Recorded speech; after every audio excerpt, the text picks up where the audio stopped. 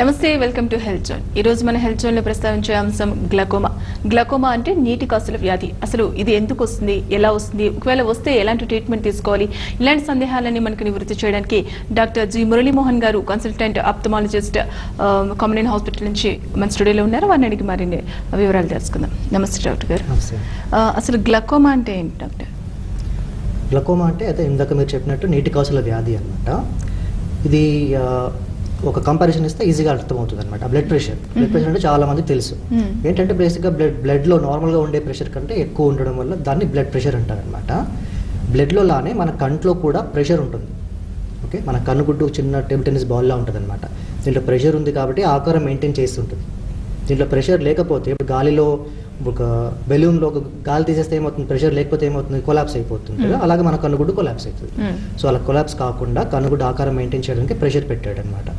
కాకపోతే ఈ ప్రెషర్ అనేది బెలూన్లో గాలి ద్వారా వస్తుంది, మన కంట్లో ఒక లిక్విడ్ ద్వారా వస్తుంది అనమాట. ఈ లిక్విడ్ని అక్వస్ హ్యూమర్ అంటారు. అంటే ఒక లిక్విడ్ ఇది నిరంతరంగా ఏమవుతుంది, ఒక చోటు నుంచి కంట్లో ఒక భాగంలో నుంచి ఉత్పత్తి అవుతూ ఉంటుంది. అలా అయ్యి లోపల కనుగుడ్లో సర్క్యులేట్ అయ్యి ఇంకొక ద్వారం నుంచి బయటకు వెళ్ళిపోతూ ఉంటుంది అనమాట. జస్ట్ లైక్ ట్యాప్లో నుంచి నీళ్ళు ఇలా పడి బాత్రూంలో ఉండి తర్వాత మోరీలో అంటే అవుట్లెట్ నుంచి బయటికి వెళ్ళిపోవడం ఎలాగనో అలానే మన కంట్లో ఈ ఫ్లూయిడ్ వల్ల ప్రెషర్ ఉంటుంది అనమాట. కొంతమందికి బ్లడ్లో ప్రెషర్ నార్మల్ కంటే పెరుగుతుంది. అలాగే కొంతమందికి కంట్లో ప్రెషర్ నార్మల్గా ఉండాల్సిన దానికన్నా ఎక్కువ అయిపోతుంది అనమాట. ఎక్కువ అయిపోయి ఈ ఒత్తిడి వల్ల కంటి నరాలు దెబ్బతినడం స్టార్ట్ అవుతుంది. ఈ మొత్తం ప్రాసెస్ని, కంట్లో ప్రెషర్ వల్ల కంటి నరం డ్యామేజ్ అవ్వడం, ఈ మొత్తం ప్రాసెస్ని గ్లకోమా లేదా నీటి కాసుల వ్యాధి అంటాం.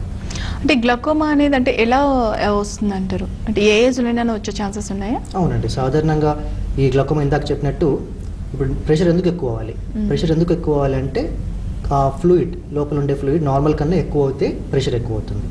ఎందుకు ఎక్కువ అవ్వాలి? ఒకటి, ఎక్కువ ప్రొడక్షన్ ఉన్నా సరే, ఇప్పుడు ట్యాప్ నార్మల్గా కంటే ఎక్కువ ఫాస్ట్గా వదిలితే నీళ్ళు ఎక్కువ వస్తాయి, లేదా అది బయటికి వెళ్ళే దారి మూసుకుపోతే కూడా నీళ్ళు పేరుకుపోతాయి అన్నమాట. సో ఎక్కువ ప్రొడక్షన్ వల్లనో లేదా అది బయటికి వెళ్ళే దారి మూసుకుపోవడం వల్లనో ఏమవుతుంది, కంట్లో నీళ్ళు పెరిగిపోతాయి. దీనివల్ల ప్రెషర్ వస్తుంది అనమాట. సో బయటికి వెళ్ళే దారి మూసుకుపోయిందా లేకుంటే ఓపెన్గా ఉందా అనే దాన్ని బట్టి రెండు రకాలు ఉంటాయి గ్లకోమా కూడా. ఓపెన్ యాంగిల్ గ్లకోమా లేదా క్లోజ్డ్ యాంగిల్ గ్లకోమా అంటారు అనమాట. యాంగిల్ అంటే ఏం లేదు, అది బయటికి వెళ్ళే దారిని యాంగిల్ అంటాం, మామూలుగా మోరీ అంటాం, లేదా దీన్ని యాంగిల్ అంటాం మన కంట్లో. సో ఓపెన్ యాంగిల్ గ్లకోమా అనేది కామన్ వెరైటీ అనమాట. ఇది సాధారణంగా 40 ఏళ్ల తర్వాత వస్తుంది.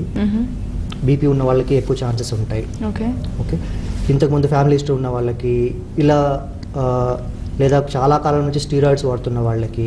స్టీరాయిడ్స్ అంటే అలర్జీ ప్రాబ్లమ్స్కి ఎక్కువ స్టీరాయిడ్స్ వాడతారనమాట.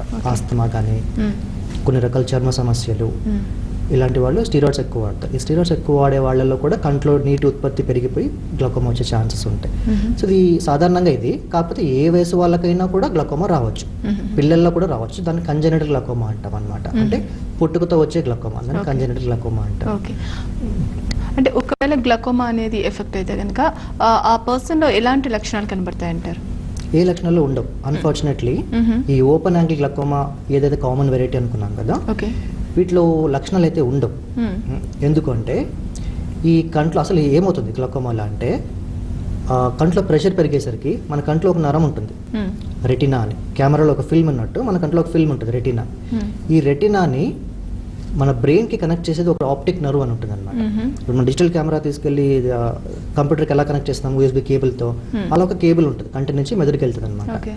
సో బేసికల్లీ మనం మెదడుతో ఫొటోస్ ఇమేజెస్ చూస్తుంటాం. ఈ నరము, ఆప్టిక్ నర్వ్ అనేది ఒక ఎలక్ట్రిక్ కేబుల్ లాగా. ఇప్పుడు ఎలక్ట్రిక్ కేబుల్ మీరు కట్ చేసి చూస్తే లోపల చిన్న చిన్న పోగులు ఉంటాయి, కాపర్ పోగులు చాలా నంబర్గా ఉంటాయి అన్నమాట, వందల సంఖ్యలో. అలాగే మన ఆప్టిక్ నర్వ్లో కూడా 1 మిలియన్ పోగులు ఉంటాయి. ఓకే, ఇది బేసిక్గా ఆప్టిక్ నర్వ్ అనమాట. ఈ కంట్లో ప్రెషర్ పెరిగేసరికి ఏమవుతుంది, ఈ పోగుల పైన, దీన్ని గ్యాంగ్లియాన్ సెల్స్ అంటాం అనమాట. మన చూపునిచ్చే ఇప్పుడు కెమెరాలో ఉండే సెన్సర్స్ లాగా, చిప్స్ లాగా, ఈ గ్యాంగ్లియన్ సెల్స్ డ్యామేజ్ అవుతాయి, ఆ ఒత్తిడి తట్టుకోలేక డ్యామేజ్ అవుతాయి. ఫస్ట్ ఏ సెల్స్ డ్యామేజ్ అవుతాయి అంటే పక్క చూపులు ఇచ్చే సెల్స్ డ్యామేజ్ అవుతాయి. పక్క చూపులు అంటే ఏంటి, ఇప్పుడు నేను డైరెక్ట్ చూస్తున్నప్పుడు ఒక కన్ను మూసుకుని ఇలా చూస్తే ఇది మాత్రమే కాదు, నాకు పక్క కూడా కనిపిస్తూ ఉంటుంది. ఓకే, దీన్ని పక్క చూపు అంటే పెరిఫెరల్ విజన్ అంటాం అనమాట. ఈ పెరిఫెరల్ విజన్ ఇచ్చే సెల్స్, కణాలు డ్యామేజ్ అవుతాయి. సో ఫస్ట్ ఏమవుతుందంటే పెరిఫెరల్ విజన్లో బ్లాక్ స్పాట్స్ కనిపించడం స్టార్ట్ అవుతాయి. కానీ సెంట్రల్ చూపు బాగానే ఉంది కాబట్టి పేషెంట్ తెలియదు, పక్కన చూపు తగ్గుతున్నట్టు. లాస్ట్కి ఏమవుతుంది, ఇలా ఇలా ఇలా ఇలా తగ్గిపోయి లాస్ట్కి సెంట్రల్ చూపు పోతుంది అనమాట. ఇది స్టేజ్ వారీగా వస్తుంది అనమాట. సో ఇంతవరకు పేషెంట్ సెంట్రల్ చూపు బాగానే ఉంది కాబట్టి బాగానే ఉంది అనుకుంటాడు. లాస్ట్ వచ్చేసే వరకు మొత్తం చూపు తగ్గిపోతుంది. అప్పుడు కానీ పేషెంట్కి అరే నాకు ప్రాబ్లం ఉందని తెలియదు అనమాట. ఓకే, సో అందుకని దీన్ని ఏమంటారు, it's a preventable disorder. Curative కాకుండా ప్రివెన్షన్ చేసుకోవాల్సిన డిజార్డర్ అనమాట. పక్క చూపులు పోయినప్పుడు తెలుసుకోవడం చాలా రేర్. వెరీ ఎడ్యుకేటెడ్ అయితే తప్ప ఆ పక్క చూపులు పోవడం కనిపెట్టలేడు సో నార్మల్గా. సో ఇలా కొన్ని రిస్క్ ఫ్యాక్టర్స్ ఉంటాయి. మరి ఎలా లాస్ట్కి చూపు పోతే కనుక మరి అన్ని రోజులు మళ్ళీ తిరిగి వస్తుందా? రాదు. ఎందుకంటే ఈ ఆప్టిక్ నర్వ్ అనేది డ్యామేజ్ అయిపోతే ఏ శరీరంలో ఏ నరమైనా కూడా, మెదడు కానివ్వండి, మెదడుకు సంబంధించిన ఏ నరం కూడా ఒక్కసారి డ్యామేజ్ అయితే తిరిగి రాదు నరం అనేది. ఓకే, దానికి మళ్ళీ రీప్లేస్మెంట్ కూడా ఉండదు అనమాట. వేరే భాగాలకు ఉంటాయి, చర్మానికి కానీ వేరే భాగాలకి, నరాలకు ఉండవు. ఈ ఆప్టిక్ నర్వ్ అనేది కూడా ఒకసారి 100% డ్యామేజ్ అయిపోతే మళ్ళీ తిరిగి రాదు. సో దీన్ని ఏమంటే ఇర్రివర్సబుల్ లాస్ ఆఫ్ విజన్ అంటాం అనమాట. అంటే మళ్ళీ తిరిగి రాని విజన్. సో లాస్ట్ స్టేజ్లో చూపు పోయిన తర్వాత మన దగ్గరికి వస్తే ఏ డాక్టర్ ఏం చేయలేమన్నమాట. సో పోకుండానే ఆపుకోవాలి. సపోజ్ ఇక్కడ స్టార్ట్ అయింది అనుకోండి చూపు పోవడము, అదే స్టేజ్లో మనం డిటెక్ట్ చేస్తే ఇలా ఇలా వచ్చి ఇది పోకుండా మనం ఆపచ్చు. ఎలా అంటే మీరు ఇప్పుడు ఇందాకే చెప్పారు మీరు, అంటే అది అంత ఈజీగా వాళ్ళు కనిపెట్టలేరు అనేది సైడ్ నుంచి పోతున్నప్పుడు, అంటే దగ్గరగా వచ్చి మొత్తం చూపు పోయేంత వరకు కూడా తెలుసుకోలేరు అని చెప్తున్నారు. అంటే మరి ఆ పర్సన్ తెలుసుకోవాలి అంటే ఏం చేయాలంటారు? తెలుసుకోవాలంటే తనకే తాను ఏం చేయలేడు. డాక్టర్ దగ్గరికి వెళ్తే, డాక్టర్ అంటే ఒక ఆఫ్థల్మాలజిస్ట్, గ్లకోమా స్పెషలిస్ట్ అని అలాంటి వాళ్ళ దగ్గరికి వెళ్తే తను నిజంగా రిస్క్ ఫ్యాక్టర్ ఇలాంటి వచ్చే ఛాన్సెస్ ఉన్నాయా అని కొన్ని టెస్టులు చేసి చెప్తారన్నమాట. ఇలా అని మరి ప్రతి ఒక్కళ్ళు డాక్టర్ దగ్గరికి వెళ్ళి నాకు గ్లకోమా ఉందా సో ప్రతి ఒక్కళ్ళు వెళ్ళలేరు. కానీ కొన్ని రిస్క్ ఫ్యాక్టర్స్ ఉంటాయి అన్నమాట. కొంతమంది అందరు పాపులేషన్ తీసుకుంటే కొంతమంది వాళ్ళకి ఎక్కువ ఛాన్సెస్ ఉన్నాయి గ్లకోమా రావడానికి. ఎలాంటి వాళ్ళు ఇందాక చెప్పినట్టు ఫ్యామిలీలో ఎవరికైనా గ్లకోమా ఉందంటే ఇది స్ట్రాంగ్ రిస్క్ ఫ్యాక్టర్ అనమాట. ఇది జన్యుపరంగా వచ్చే వ్యాధి కాబట్టి ఫ్యామిలీ హిస్టరీ ఉన్నవాళ్ళు, చాలా కాలం స్టీరాయిడ్స్ వాడుతున్న వాళ్ళు, లేదా ఏదో వ్యాధి వల్ల శరీరంలో స్టీరాయిడ్స్ ఎక్కువ అయిపోయిన వాళ్ళు, కంటికి ఏదైనా దెబ్బ తాకిన వాళ్ళు ఎప్పటి నుంచి అయినా. డాక్టర్ ఇది కంటిన్యూ చేస్తుంది, ఒక కాల్ అని తీసుకుంటాను. హైదరాబాద్ నుంచి సికిందర్ కాల్ చేస్తున్నారు. సికిందర్ గారు నమస్తే అండి. చెప్పండి మీ సమస్య ఏంటో. టెన్షన్ అనేది 21 దగ్గర ఉంది, మీకు హై లెవెల్ ఉందని చెప్పారు. తగ్గడానికి ఏం చేయాలండి? ఓకే, నమస్తే సికిందర్ గారు. ప్రెషర్ అనేది ఇంట్రాక్యులర్ ప్రెషర్. ఇందాక మనం చెప్పినట్టు ప్రెషర్ ఎక్కుతుంది. నార్మల్ అయితే కనుక 12 to 21 రేంజ్ ఉంటుంది అనమాట. 21 అంటే మీకు హయ్యర్ రేంజ్లో ఉంది, కానీ అది నార్మలే. ఓకే, కానీ ఈ గ్లకోమా అంటే నేను ఇందాక చెప్పినట్టు జస్ట్ ప్రెషర్ పెరగడం మాత్రమే కాదు, ఆ ప్రెషర్ వల్ల కంటి నరాలు కూడా అఫెక్ట్ అవుతే దాన్ని మనం గ్లకోమా అంటాం అనమాట. మీకు అది నరం అఫెక్ట్ అయిందా లేదా, ఓన్లీ ప్రెషరా, ఆ ప్రెషర్ కూడా రాంగ్ రీడింగ్ వల్ల వచ్చింది అంటే కొన్ని ఫ్యాక్టర్స్ ఉంటాయి. ప్రెషర్ తీసుకుని ఏ విధంగా మెజర్ చేశారు అనే దాన్ని బట్టి, సెంట్రల్ కార్నర్ థిక్నెస్ చూసుకున్నారా లేదా, ఇలాంటిని బట్టి మీకు ట్రీట్మెంట్ అవసరం ఉండకపోవచ్చు. ఓకే, అయినా ఒకసారి మళ్ళీ నరం ఏమైనా అఫెక్ట్ అయిందా లేదా అని పెరిమీటర్ అని ఒక టెస్ట్ చేస్తామన్నమాట. ఆ టెస్ట్ చేసి చూసి ఒకవేళ అది అఫెక్ట్ అవుతే డెఫినెట్గా ట్రీట్మెంట్ తీసుకోవాల్సి వస్తుంది. ఒకవేళ జస్ట్ 21 నుండి వేరే అంతా నార్మల్గా ఉంటే కనుక మనం అబ్జర్వ్ చేసి చేయొచ్చు. ట్రీట్మెంట్ పెట్టే తీరాలి అనే కాదు. కాకపోతే జస్ట్ ప్రెషర్ 21 అనే దాన్ని బట్టి మనం బేస్ చేసుకుని ట్రీట్మెంట్ ఇవ్వం.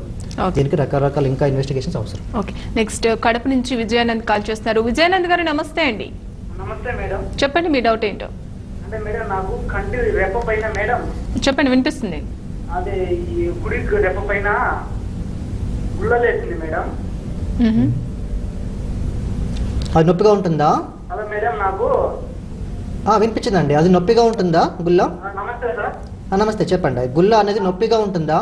అవును సార్, నొప్పిగా ఉంటుంది, వాస్తుంది సార్. అది ఎన్ని రోజుల నుంచి? నాకు 2 నెలల నుంచి సార్. అది బాగా నొప్పిగా ఉంటుందా? నొప్పిగా ఉంటుంది సార్. మళ్ళీ అది కంట్లో మంది వేసుకుంటే అది మళ్ళీ తగ్గుతుంది సార్, మళ్ళీ వస్తుంది. ఓకే, ఇది గ్లకోమా సమస్య కాదు, కానీ ఇది రెప్పల్లో వచ్చే ఒక ఇన్ఫెక్షన్ అనిపిస్తుంది. స్ట్రై కానీ హార్డియోలం ఇంటర్నమ్ కానీ 2 రకాల ఇన్ఫెక్షన్లు ఉంటాయి. అట్లా చీముగుల్లలు వస్తాయి అన్నమాట. ఓకే, మరి 2 నెలల నుంచి ఉందంటే ఒకసారి మళ్ళీ పరీక్ష చేస్తే కానీ మనం కరెక్ట్గా చెప్పలేం ఏ బ్యాక్టీరియా ఏ క్రిముల వల్ల వచ్చింది అనేది. మరి మందులు కూడా కరెక్ట్గా దానికి సంబంధించిన మందులు వాడారా లేకుంటే వేరే మందులు వాడారా కూడా చెప్పలేం. మీరు ఒకసారి అది చూసి కానీ చెప్పలేని పరిస్థితి. కాకపోతే సీరియస్ ప్రాబ్లం కాదు, అంతవరకు ఇప్పుడు చెప్పగలం అనమాట.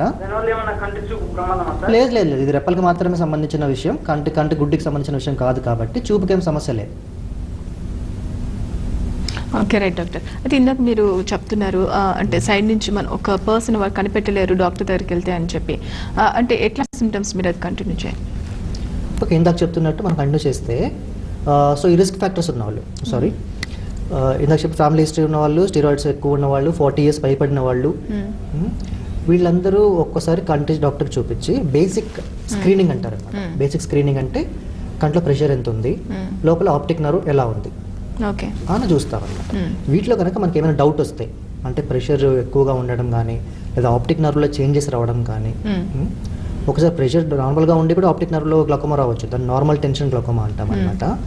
సో ఇలా ఏమైనా డౌట్ వచ్చిందనుకోండి మనం డీటెయిల్గా ఎవాల్యుయేట్ చేస్తాం. సో రిస్క్ ఫ్యాక్టర్స్ ఉన్న వాళ్ళని స్క్రీన్ చేస్తాము. స్క్రీన్ చేసిన తర్వాత వాళ్ళ కొంతమందికి మాత్రమే డౌట్ వస్తుంది, మాకు డౌట్ వస్తుంది, వాళ్ళని డీటెయిల్గా ఎవాల్యుయేట్ చేస్తాను. డీటెయిల్ ఎవాల్యుయేషన్లో ఏం చేస్తామంటే ప్రెషర్, నార్మల్ ప్రెషర్, అది ప్రెషర్ చెక్ చేయడంలో కూడా రకరకాల మెథడ్స్ ఉంటాయి. Will go for a best method చూసి ఆ ప్రెషర్ చెక్ చేసేప్పుడు కూడా సెంట్రల్ కార్నియల్ థిక్నెస్, అంటే మన కార్నియా థిక్నెస్ కూడా దాన్ని ప్రెషర్ని చేంజ్ చేసే అవకాశం ఉంటుంది. సో దాన్ని బట్టి ఇవి కరెక్ట్ చేస్తాం. తర్వాత లోపల గ్యాంగ్లియన్ సెల్స్, ఇందాక చెప్పాను సెల్స్ డ్యామేజ్ అవుతాయని, ఆ థిక్నెస్ ఎంత తగ్గింది అని చెప్పడానికి ఓసిటీ అని ఇలా ఉంటుంది అనమాట. తర్వాత పక్క చూపుల్ని డిటెక్ట్ చేయడానికి, ఇప్పుడు ఎగ్జాక్ట్గా ఇక్కడ కనుక సెల్స్ పోయినాయి అనుకోండి, మనకి ఈ భాగంలో పోతుంది, ఈ భాగంలో చూపు పోతుంది, దాన్ని కరెక్ట్గా ఈ భాగంలో పోయింది అని చెప్పేది పెరిమెట్రీ అంటారు. అంటే ఇది విజువల్ ఫీల్డ్ టెస్ట్. ఈ పెరిమెట్రీ అనేది చాలా ఇంపార్టెంట్ ఇన్వెస్టిగేషన్. టెస్ట్ చేసుకోవాలంటే ఇవి చేస్తాం. చేసిన తర్వాత మరొక కాల్ తీసుకుందాం డాక్టర్. తాడిపత్రి నుంచి గంగాధర్ కాల్ చేస్తున్నారు. గంగాధర్ గారు నమస్తే అండి. నమస్తే మేడం. చెప్పండి మీ సమస్య ఏంటో. Sir Mohan sir. నమస్తే అండి గంగాధర్ గారు, చెప్పండి. సార్ ఈ గ్లకోమా అన్నారు కదా సార్ ఇందాక. అవును. అది ఐసైట్ నుంచి ప్రాబ్లం కావచ్చు. నాకంటే ఐసైట్ ఉంది. స్టార్టింగ్ ఎలా అవుతుందని వ్యాధి. ఐసైట్ కి గ్లకోమాకి సంబంధం ఏంటంటే, ఈ ఇందాక చెప్పిన 2 రకాల్లో ఓపెన్ యాంగిల్ గ్లకోమా అన్నాం కదా, అది కామన్ అని చెప్పుకున్నాము. మైనస్ పాయింట్ ఎక్కువ ఉన్న వాళ్ళు అంటే మయోపియా, షార్ట్ సైటెడ్నెస్ అంటారు. దీనికి -పాయింట్ అద్దాలు వాడతారనమాట. వీళ్ళలో ఈ ఓపెన్ యాంగిల్ గ్లకోమా వచ్చే ఛాన్సెస్ ఎక్కువ ఉంటాయి. నంబర్ 1 ఛాన్సెస్ ఎక్కువ ఉంటాయి. నంబర్ 2 ఏంటంటే డిటెక్షన్, అంటే నార్మల్ టెస్టుల్లో డిటెక్ట్ చేయడం కష్టం వీళ్ళకు. దీనికి గ్లకోమాకి ఉన్న లింక్. ఒకవేళ మీరు -పాయింట్ ఉన్న వాళ్ళు అయితే, బాగా -5 కంటే ఎక్కువ ఉన్న వాళ్ళు అయితే కనుక డీటెయిల్డ్గా ఎవాల్యుయేషన్ చేయాలన్నమాట. జనరల్ స్క్రీనింగ్ టెస్ట్లలో బయట పడకపోవచ్చు గ్లకోమా ఉన్నా కూడా. ఓకే, ఒకటి. రెండోది ప్లస్ పాయింట్ వాడే వాళ్ళలో, ప్లస్ అద్దాలు వాడే వాళ్ళలో ఎక్కువ ఉండే వాళ్ళలో ఈ క్లోజ్డ్ యాంగిల్ గ్లకోమా అని ఉంటుంది. 2వ వెరైటీ చెప్పాను కదా, అది చాలా కామన్ అనమాట. ఓకే, ఈ వెరైటీలో క్లోజ్డ్ యాంగిల్ గ్లకోమా అయితే కనుక పేషెంట్ తెలిసిపోతుంది. ఇందాక చెప్పినవన్నీ మనం ఓపెన్ యాంగిల్ గ్లకోమా పేషెంట్ తెలియదు అనమాట. క్లోజ్డ్ యాంగిల్ గ్లకోమాలో ఏమవుతుంది, దారి మూసుకుపోయేసరికి నీళ్ళు బయటకు వెళ్ళలేక పేరుకుపోయి కంట్లో ప్రెషర్ పెరిగిపోతుంది. ఇది అక్యూట్ అనమాట, ఇమీడియట్ గా జరిగేది, 10 నిమిషాల్లో లేదా గంటల్లో జరిగే విషయం. కాబట్టి పేషెంట్ బయటపడుతుంది. ఎలా బయటపడుతుంది, ఇమీడియట్ గా పేషెంట్ కి చూపు తగ్గుతుంది, కన్ను ఎర్రగా అవుతుంది, పెయిన్, విపరీతమైన పెయిన్ వస్తుంది అనమాట. కంటి నుంచి ఇలా వెళ్ళిపోతుంది, తలకు పాకిపోతుంది అనమాట, వాంతులు రావచ్చు. సో ఈ లక్షణాలు వస్తాయి అనమాట వాళ్ళకు. సో లక్షణాలు వస్తాయి కాబట్టి వెంటనే వాళ్ళు చూసేస్తే కనుక మేము ఏం చేస్తాము, దారి మూసుకుపోయింది కదా, ఒక కృత్రిమ దారి క్రియేట్ చేస్తాం లేజర్తో. చేయగానే నీళ్ళు వెళ్ళిపోతాయి, ప్రెషర్ తగ్గిపోతుంది, అయిపోయింది. సో ఆ ప్రాబ్లం సాల్వ్ అయిపోతుంది. ఇది కాకపోతే ఇది సెకండ్ వెరైటీ, అదంతా కామన్ కాదు. రెండోది ఇది ఈజీగా బయటపడుతుంది కాబట్టి ఈజీగా ట్రీట్మెంట్ చేస్తాము, క్లియర్ అయిపోతుంది. సో దీని గురించి పెద్దగా చెప్పుకోవాల్సిన అవసరం లేదు. ఫస్ట్దే అది మిస్ అవుతే కనుక మొత్తం చూపు పోతుంది కాబట్టి దాని గురించి ఎక్కువగా మాట్లాడుకుంటూ పెట్టారు. అంటే మీరు చెప్పారు ఇందాక, అంటే కొంతమంది ఫ్యామిలీ హిస్టరీ అలాగే ఆప్టిక్ నర్వ్ ఇలా కొంచెం దెబ్బతినడం వల్ల కొన్నిసార్లు మనం చేయొచ్చు, ఆ టెస్ట్ చేసినాక మనం అబ్జర్వ్ చేయొచ్చు అని చెప్పి. కానీ అలా అందరిలో ఫ్యామిలీ హిస్టరీ లేని వాళ్ళు, నార్మల్గా అంతా బాగానే ఉన్న వాళ్ళు సడన్ గా కొంచెం పక్క చూపు అనేది దెబ్బతింటే కనుక వాళ్ళు ఎలా అంటే డాక్టర్ని ఎలా సజెస్ట్ చేయాలంటారు? వాళ్ళు తెలుసుకోవడం చాలా కష్టం. అదే బాగా ఎడ్యుకేటెడ్ అయితే కనుక అప్పుడప్పుడు ఒక కన్ను మూసుకుంటే ఒక భాగంలో ఏదో మిస్ అవుతూ ఉండొచ్చు. లేదు, ఓకే, సపోజ్ ఇక్కడ ఏదైనా ఫ్యాన్ ఉంది, కొద్ది రోజుల తర్వాత ఇక్కడ ఇది మూసుకుంటే ఆ ఫ్యాన్ కనిపించట్లేదు, ఇక్కడ అలా ఏదైనా డార్క్ స్పాట్స్ కొన్ని మిస్ అవుతున్నాయి అని ఏదైనా అనిపిస్తే కనుక అదొక ఇండికేషన్. కాకపోతే ఇది బాగా ఎడ్యుకేటెడ్ ఉండి అందరికీ సాధ్యం కాదు, ఇలా తెలుసుకోవడం సాధ్యం కాదు. సో 40 years పైబడిన వాళ్ళు ఒక్కసారి చూపించి ఎవ్రీ ఇయర్ ఎగ్జామినేషన్ చేసుకోవడం అంటే దీనికై సపరేట్ గా చేసుకోవాల్సిన అవసరం లేదు. జనరల్ ఐ ఎగ్జామినేషన్ చేసుకుంటే దాంట్లో ఇది కూడా బయటపడుతుంది. ఓకే డాక్టర్, మరి కాలర్ తీసుకుందాం. ఖమ్మం నుంచి కేవీ రామారావు ఫోన్ చేస్తున్నారు. హలో నమస్తే అండి, చెప్పండి మీ సమస్య ఏంటో. నాది 1 year నుంచి మేడం ఆప్టిక్ నర్వ్ డ్యామేజ్ అని చెప్పి అన్నారు మేడం. ఉన్నట్టుండి సడన్ గా చూపు తగ్గిపోయిందండి. మీ ఏజ్ ఎంతండి? నా ఏజ్ 33 అండి. ఓకే, డాక్టర్ గారు చెప్తారు మీకు ఆన్సర్. ఎప్పుడైందండి ఇది? ఉన్నట్టుండి చూపు తగ్గి ఎన్ని రోజులు అయింది? 1 year. ఏమైనా దెబ్బ తాకిందా మీకు? ఏమి లేదండి, సడన్ గా ఉన్నట్టుండి చూపు తగ్గి మామూలు వెహికల్ మీద జర్నీ చేస్తాను. ఓకే, ఉన్నట్టుండి సడన్ గా నాకు చూపు తగ్గిపోయింది. సరే, మీరు వెళ్ళగానే మీకు ఆప్టిక్ నర్వ్ ప్రాబ్లంకి ఏమైనా ట్రీట్మెంట్ ఇచ్చారా? 3 రోజులు నరానికి ఇంజెక్షన్ ఎక్కించడం కానీ ఇలాంటివి? 3 రోజులు ఇంజెక్షన్ అయితే ఎక్కించారండి. ఓకే, తర్వాత అయినా కూడా చూపు రాలేదు. నరుసు ఏదో స్టక్ అయినట్టుగా అని చెప్పి ఇచ్చారు. ఓకే, కానీ ఆ నరుసు అన్ని బాగానే ఉన్నాయండి. ఆప్టిక్ నర్వ్ ఒకటే డ్యామేజ్ అని చెప్పి ఎల్వి ప్రసాద్ రిపోర్ట్ ఇచ్చారండి. ఓకే, సో బేసిక్గా నేను అనుకుంటున్నది మీకు ఆప్టిక్ న్యూరైటిస్ అనే ప్రాబ్లం వచ్చి ఉండొచ్చు. ఇది గ్లకోమా సంబంధించిన ప్రాబ్లం కాదు. గ్లకోమా అనేది 2 కళ్ళల్లో వస్తుంది. ఇది ఆప్టిక్ నర్వ్ న్యూరైటిస్ అంటారు అనమాట. ఏమవుతుందంటే ఆప్టిక్ నర్వ్ అనేది ఇందాక చెప్పినట్టు దాంట్లో ఇన్ఫ్లమేషన్ అంటే వాపు వచ్చేస్తుంది. బేసిక్గా అలా చెప్పుకోవచ్చులేండి. ఆప్టిక్ నర్వ్లో వాపు వచ్చేసి దాని ఆ కణాలకి పనితనం తగ్గిపోతుంది అనమాట. సో సాధారణంగా ఇవి 3 రోజులు ఐవి ఇంట్రావీనస్ ఇంజెక్షన్స్ ఇస్తాము, అడ్మిట్ చేసుకుని ఇచ్చి 11 రోజులు ఓరల్ స్టెరాయిడ్స్ ఇస్తామన్నమాట. ఇంకా ట్రీట్మెంట్ ఇస్తే కొంతమందికి చాలా మందికి బాగానే ఇంప్రూవ్ అవుతుంది, కొంతమందికి ఇంప్రూవ్ కాకపోవచ్చు. ఎందుకంటే నరాలు ఆప్టిక్ నర్వ్ మొత్తం డ్యామేజ్ అయిపోయి తెల్లగా మారిపోతుంది అనమాట. సో దాంట్లో మొత్తం ఏం శక్తి లేకుండా అయిపోతుంది. దీన్ని ఆప్టిక్ అట్రోఫీ అంటారు. ఒకవేళ ఈ optic nerve problem optic atrophy అంటే మొత్తంకి చచ్చిబడిపోవడం అనమాట. సో మొత్తానికి చచ్చిబడిపోయిన తర్వాత ఇందాక మనం చెప్పినట్టు నరం అనేది ఒకసారి డ్యామేజ్ అయిపోతే తిరిగి రాదు. సో ఆప్టిక్ అట్రోఫీ అంటే చచ్చిబడిపోయింది అంటే ఇంకా మళ్ళీ తిరిగి రాని సమస్య అనమాట. సో ఇప్పుడు ఆయనకి ఎంత చూపు ఉంటుందో అంతే ఉండొచ్చు, ఇంకా తగ్గచ్చు, కానీ తిరిగి రావడం అనేది యూజువల్గా సాధ్యం కాదు. ఇది గ్లకోమా సమస్య కాదు. నెక్స్ట్ కర్నూలు నుంచి రేష్మ కాల్ చేస్తున్నారు. రేష్మ గారు నమస్తే అండి. నమస్తే అండి, చెప్పండి మీ సమస్య ఏంటో. మా చిన్న పాప 6 నెలల పాప ఉందండి. హలో, వినిపిస్తుందండి రేష్మ గారు, మీరు టీవీ చూడకుండా డైరెక్ట్ గా మాట్లాడండి. చెప్పండి గారు. మాకు చిన్న పాప ఉంది. ఆ పాపకి కంట్లో నుంచి ఎప్పుడు పుట్టిలాగా నీళ్ళలాగా వస్తుంది మేడం. కళ్ళు ఏమైనా అమ్మా? కళ్ళలో నుంచి సార్ ఎప్పుడు నీళ్లు కారడం, మరి పుట్టిలాగా రావడం 6 నెలల నుంచి అలాగే ఉంది సార్. ఓకే, తను మిమ్మల్ని బాగానే గుర్తుపడుతుందా? అదే సార్, 6 నెలల పాప సార్. అమ్మా, మిమ్మల్ని బాగానే గుర్తుపడుతుందా పాప? హలో, హలో హలో, రేష్మ గారు, పాప మిమ్మల్ని బాగానే గుర్తుపడుతుందా అని అడుగుతున్నారు డాక్టర్ గారు. కనుపాప ఏదైనా బాగా పెద్దగా అయినట్టు, కళ్ళుగుడ్డు బాగా పెద్దగా అయినట్టు ఏమైనా అనిపిస్తుందా? కనుగుడ్డు పెద్దగా అయినట్టు, లావుగా అయినట్టు అనిపిస్తుందా?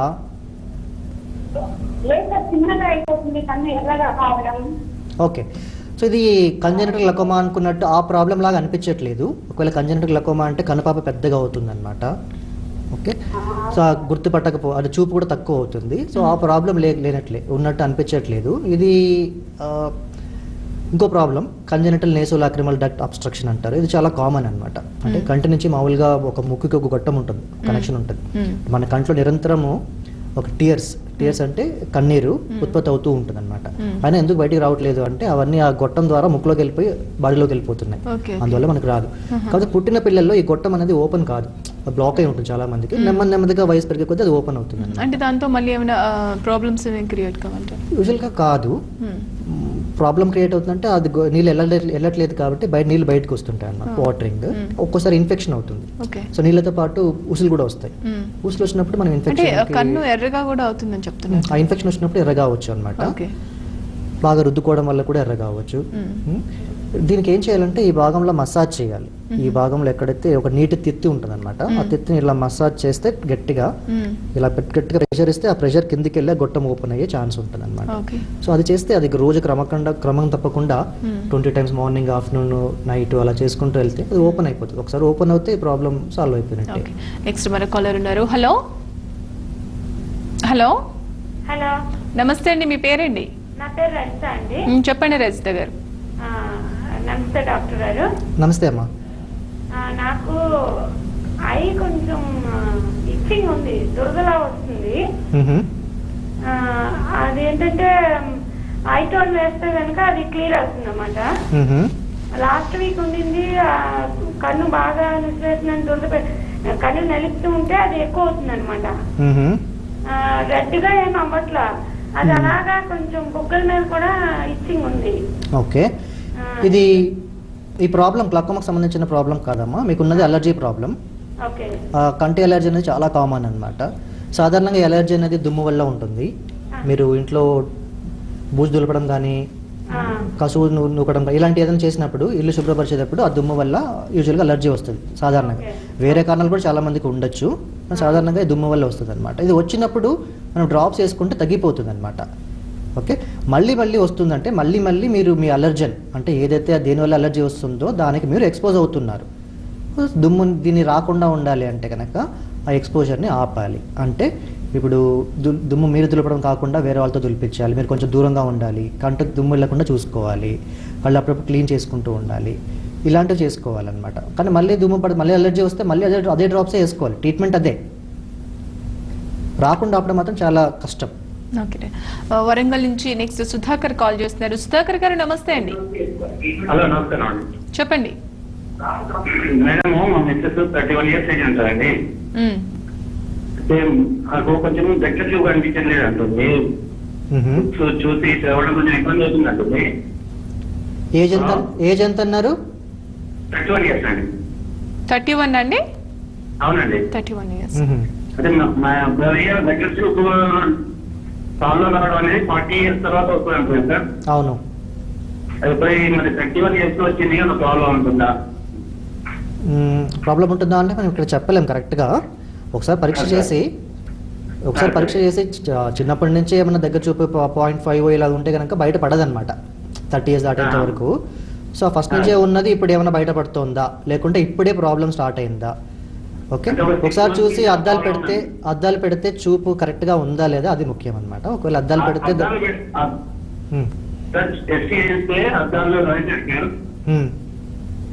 అద్దాలు పెడితే బాగా కనిపిస్తుంది అంటుంది. అంటే యాక్చువల్ గా అది 40 years దాటిన వాళ్ళకి వస్తుంది అంటారు కదా, ముందే వచ్చింది అన్న ప్రాబ్లం ఉంటుందా అని. ప్రాబ్లం అయితే ఏం లేదు, చెత్తవారం అనేది 40 years వస్తుంది, చెత్తవారం కాకపోవచ్చు. ఓకే, పిల్లల్లో వచ్చే చెత్తవారం వల్లనే ప్లస్ పాయింట్ అని లేదు, చాలా పిల్లలకు కూడా దగ్గర చూపు తక్కువ అవ్వచ్చు అనమాట. కానీ హైపర్మెట్రోపియా అంటారు. ఒకవేళ అదే కొంచెం లేట్గా వచ్చినట్టుంది ఇవిడికి, లేదా చెత్తవారమే కొంచెం ముందు వచ్చినట్టుంది. ఏదైనా కూడా కారణం ఏదైనా కూడా ఇది అంత సీరియస్ ప్రాబ్లం కాదు, జస్ట్ అద్దాలు పెట్టుకుంటే సరిపోతుంది, దీనివల్ల చూపు పోయే ప్రమాదం లేదు. Great doctor. నెక్స్ట్ ఏలూరు నుంచి నరసింహారావు గారు కాల్ చేస్తున్నారు. నరసింహారావు గారు నమస్తే అండి. నమస్తే అండి, చెప్పండి మీ సమస్య ఏంటో. నమస్తే అండి, అది పుల్కల మీద ఒకసారి ఆపరేషన్ చేస్తే మళ్ళీ వచ్చిందండి. అంటే దేనికోసం ఆపరేషన్ చేశారండి, చేయించుకున్నారండి? చెప్పండి సార్, అది పుల్కల మీద ఆపరేషన్. హలో, వినిపిస్తుంది, చెప్పండి. కుడి కన్ను పైన పుల్కల మీద ఒక కంట లాగా వచ్చిందండి, అది ఆపరేషన్ చేస్తే మళ్ళీ వచ్చింది సార్. కుడి కన్ను రెప్పల పైన, గుడ్డు పైన? రెప్ప పైన సార్. రెప్ప పైన కణితి లాంటిది వచ్చింది.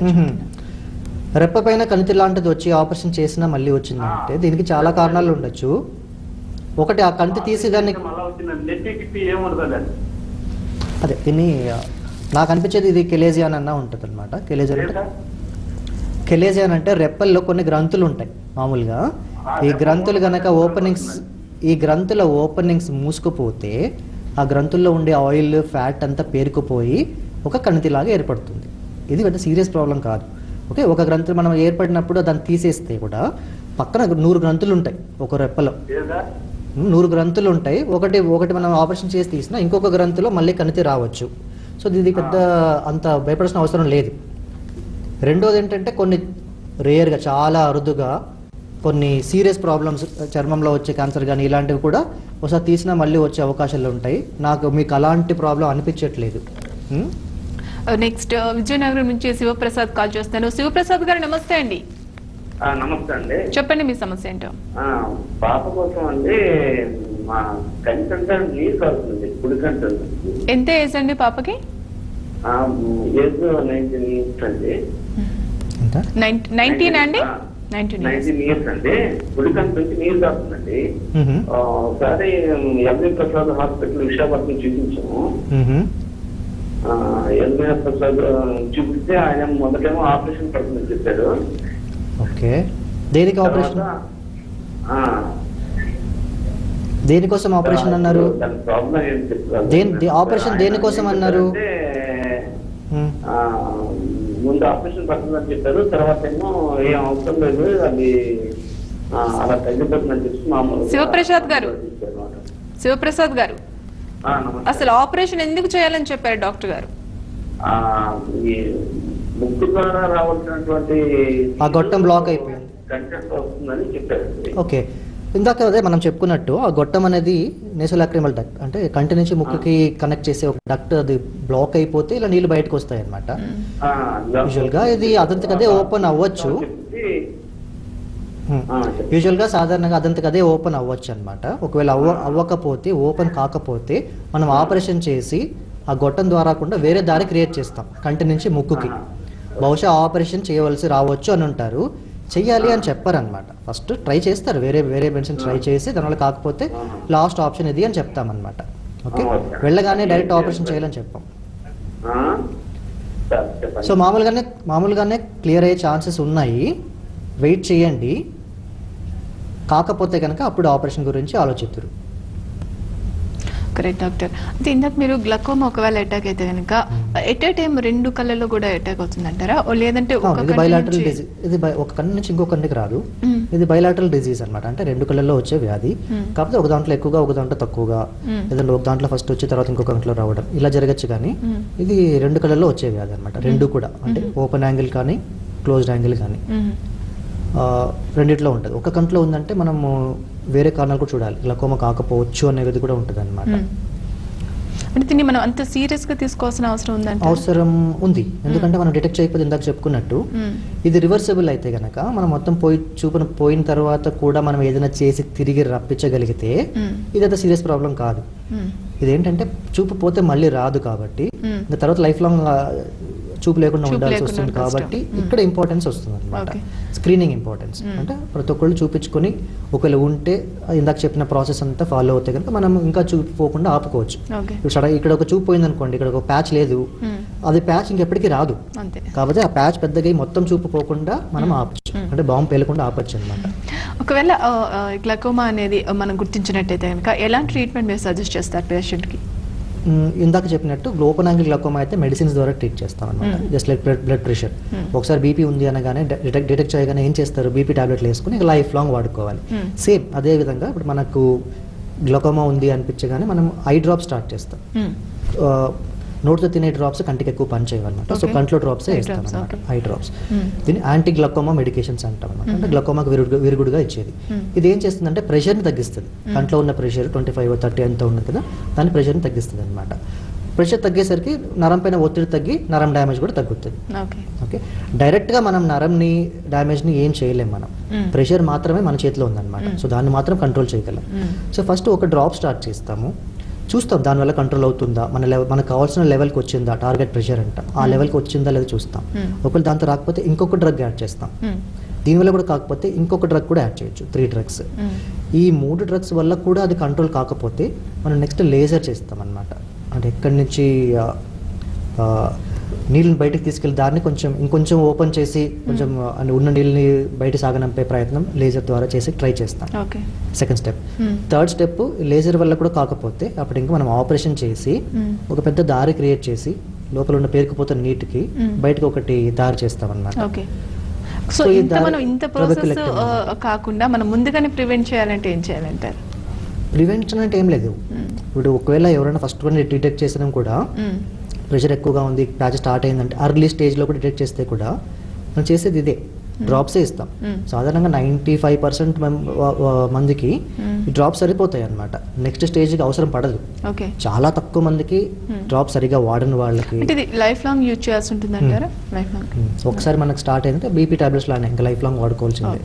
Thank you so much doctor గారు. మాకు తెలియని ఎన్నో విషయాలు మాకు చెప్పారు. అసలు గ్లకోమా అంటే ఏంటనేది చాలా మందికి తెలియకపోవచ్చు, చాలా వివరంగా మాకు తెలియజేస్తారు. Thank you so much. So విన్నారు కదండి, ఇది గ్లకోమా లక్షణాలు అంటే భర్తీగా చెప్పలేకపోయినా కానీ ఒకవేళ పక్క చూపు కొద్దిగా మీకు తగ్గినట్టు అనిపిస్తే కనుక వెంటనే ఇమీడియట్ గా ఆప్థమాలజిస్ట్ దగ్గరికి వెళ్ళి మీరు టెస్ట్ కనుక చేసుకుంటే కనుక ఇమీడియట్ గా వాళ్ళ సజెషన్ మీరు తీసుకొని ముందుగానే మనం పూర్తిగా కంటి చూపు పూర్తిగా పోకుండా నివారించవచ్చు అని డాక్టర్ గారు చెప్తున్నారు. ఇది